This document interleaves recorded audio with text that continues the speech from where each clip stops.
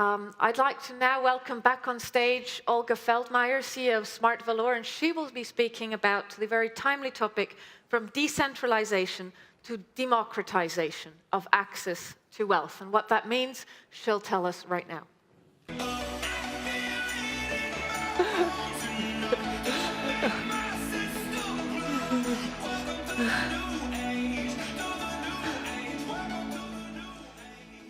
So hello guys, hello again to everybody who joined us later.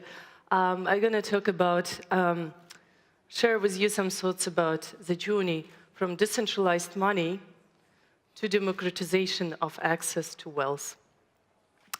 And let me start with this. I'm very grateful to be here today with you. I'm very grateful to live in such an exciting time.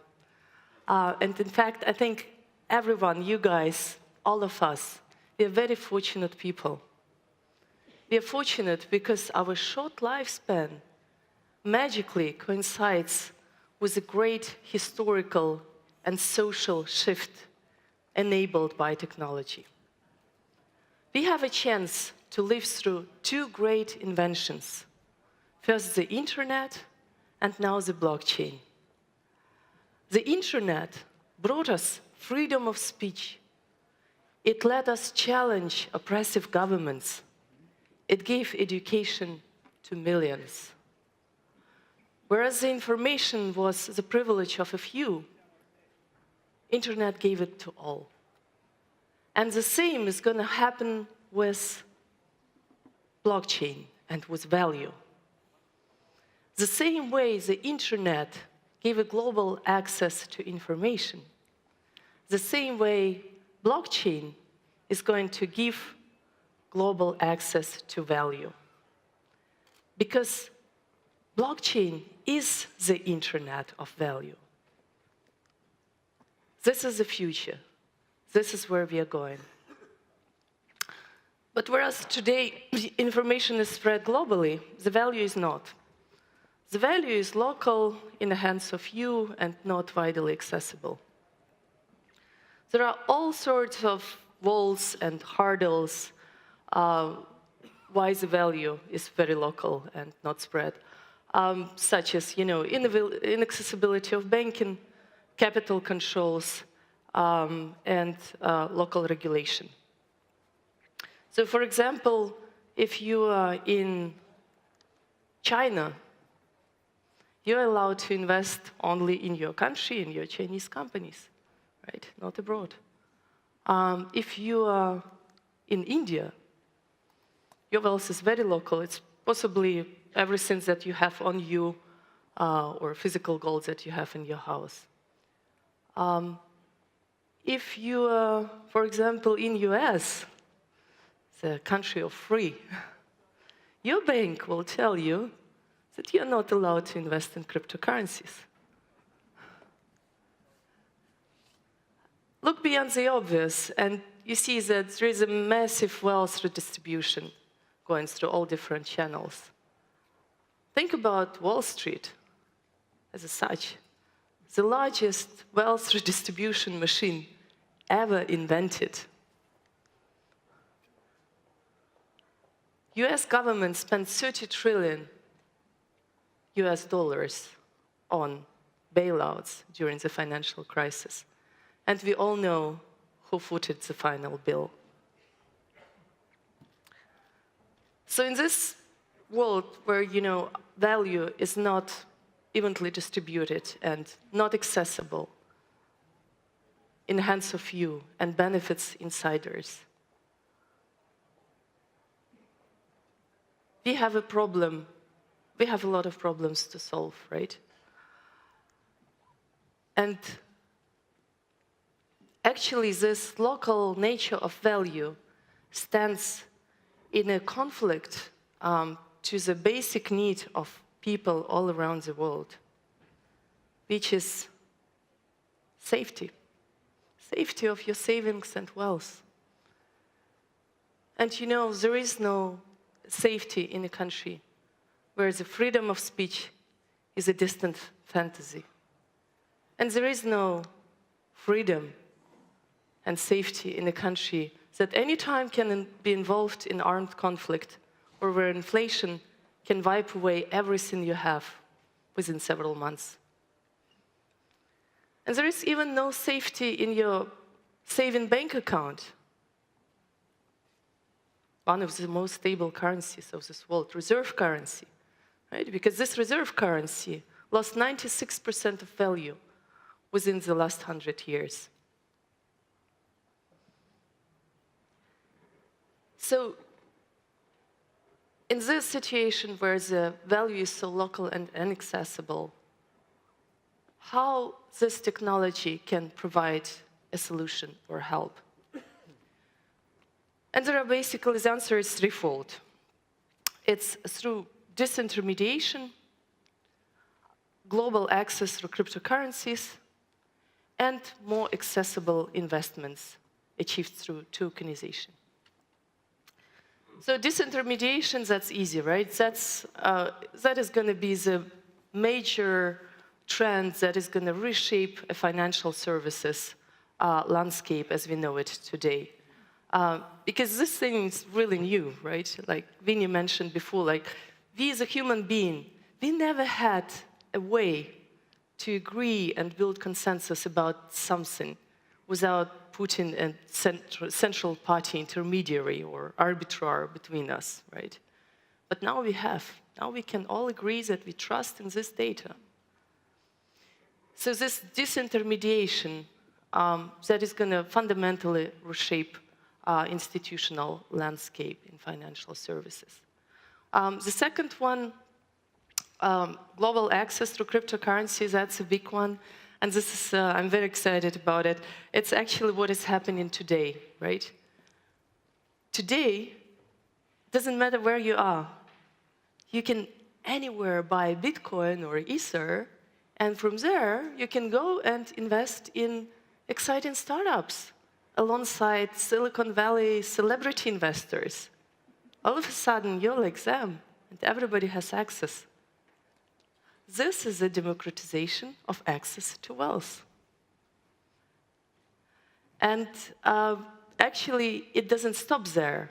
It's not just about startups or tokenization of participation in a company, right? It's actually much more. So, but maybe one step back, what is tokenization? Tokenization is basically, in a pure sense, it's representation of any kind of asset. Can be physical asset, can be intellectual property, any kind of assets through a cryptographic object, through identification key that is issued on the blockchain and that represents ownership rights. And these ownership rights can be exchanged, recorded, and exchanged on the blockchain. This is tokenization. So this can be applied to any kind of assets, right? For example, going beyond startups and protocols, you can think about application of tokenization as a better way to securitize things in alternative investment space, venture capital, private equity, to create more liquidity in this asset class. Or you can think about a great, colorful investments, like think about you could invest in supporting your favorite contemporary artist or a musician, songwriter, or even participate in the funding and build-up of off-grid power facility somewhere in Kenya to give kids in school light. We can do this. Token can represent anything, and we can fund it on a global scale. This is just several examples of the tokenized investments that we're going to list on our platform very soon. And what excites me most is actually that there is a completely new asset class on the rise, right? Those resources of the future economy. I call them assets of the future. Those are those tokens that represent natively digital assets, such as decentralized computing power, or, for example, protocols that will enable large-scale machine-to-machine communications, right? This asset class is a big one, and it's on the rise, and it's the very beginning. Now, the question is, okay, so why is actually tokenization so great? What's so special about it? And basically what is really different here is that the way we own things and exchange ownership today is actually a very inefficient, archaic process. Think about how long it takes to purchase a real estate. This process goes over the weeks, right? And this is true with a lot of other different physical assets that are difficult to move or exchange. But think about even progressive form of ownership. For example, a digital representation of a participation in a company, like a share in a publicly traded company. If you and I, two of us, we want to exchange a share in a Tesla company, it's going to take the whole army of intermediaries 3 days and cost us a lot of money. And actually, we don't need this anymore. Because on the blockchain, the things are simple. It's just from me to you. And this is what will fundamentally change how financial markets work today. And actually, beyond that, just that, right? Having instant transactions at the fraction of the cost, this is going to drive a lot of liquidity and accessibility of investments, right?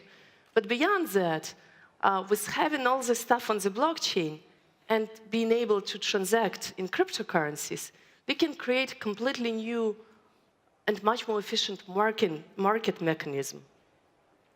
So to give you an example, on our platform, we are building a set of smart contract-based auctions that will enable trade and exchange of ownership in the less liquid asset classes, like, for example, tokenized venture capital participation share. And there is great work being done currently on this auction site and price discovery.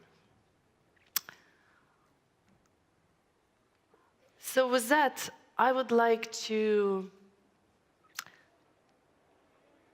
ask you, like seeing, this huge new world of cryptocurrencies and tokenized assets coming up, isn't that a great opportunity to reshape financial services to make it more disintermediated, more direct, more accessible?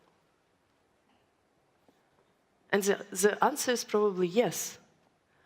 And the answer is yes also because this market is just getting started. If you look at numbers, how big is crypto asset markets? Who of you know? It's been like 20, 30 billion a year ago, right? Very, very small, tiny. And it expanded by 10 within a year. Well, we went from 20 billion to 800 billion, and then we came back now to 300 billion, right? But the space is really growing fast. And what is even more interesting is that the composition of the crypto crypto market capitalization is also changing. We used to have times a while ago, probably like 6, 7 years ago, when Bitcoin was a little bit challenged by altcoins, but then they disappeared again or lost the share. And now this is different, right? Now, if you even look just a year ago, Bitcoin was 2/3, right? And now it's the opposite. 2/3 are all the other coins and protocols, right? And what is even more interesting is that apart from those big famous protocols like Ethereum and Litecoin and Ripple, around 20% is now in all of this, new asset class ICOs token and coins, right?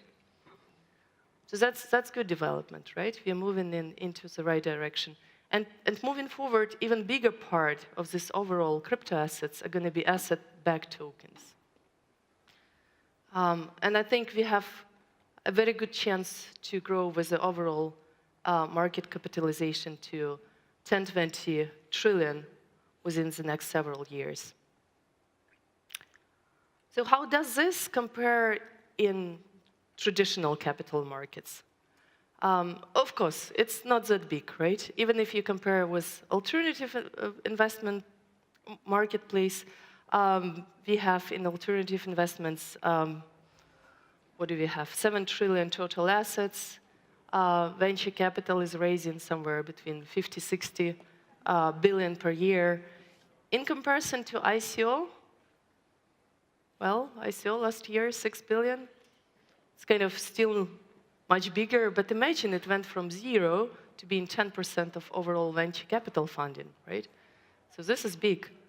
And of course, also in comparison to overall fundraising in other industries, this is now relatively small, like private equity and other assets. But actually, this doesn't matter. Because the real big gap is between this crypto economy and the real economy. Here, we are not talking about billions. We're talking about trillions, right? In publicly traded equities, 65 trillions market cap. Commodities, 100, real estate, 270. Imagine if just even a small, tiny fractions of those real assets will go on the blockchain. Imagine what that would mean for this market and for the overall market capitalization. And of course, this is a huge opportunity. And it's an opportunity in the first line for all the business models that are going to be around exchanges, marketplaces, and enabling access. And we are basically today in a very early phase, right? We're just building a basic infrastructure. So to sum up, I would like to tell you that, on this journey from decentralized money, Bitcoin, and so on, to the decentralized access to wealth, we are building this marketplace for tokenized investments that is going to enable access, universal access to value in the way it was never possible before. It is going to enable better liquidity and more accessibility of investments products through tokenization. And most importantly, the biggest challenge on the way to build up this new businesses and infrastructure is going to be, of course, regulation. Regulation, because today we are still kind of in the same situation as we were with Bitcoin 5 years ago. Nobody wants to work with us. There's unclear legal situation. Like even today, Swiss banks, they don't work with ICO companies, right? You have no chance to open a bank account here. And this is what we want to change. And there is even an opportunity to change it. Here in Switzerland, in Liechtenstein, regulators are working on creating a new framework, right? And this is, I think, our biggest competitive advantage, being here, being able to have a conversation with a regulator, with society, which is going to enable this change and help us to build this infrastructure of the future. And I'm actually here also to make even bigger and bolder statement.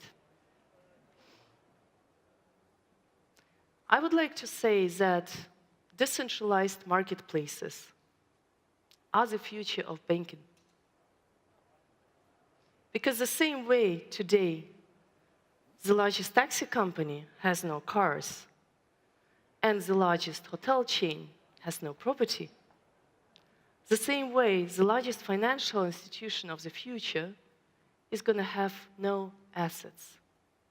It's going to be just a marketplace. If you share our vision about global access to value and democratization of finance, please join our community. Join our Telegram channel. talk to us. Tell us how you can contribute to what we are doing, what we should tokenize, at which opportunities we should look, and help us to build this platform. We're soon going to open for the next round of funding, and don't miss this opportunity to become part of the success story.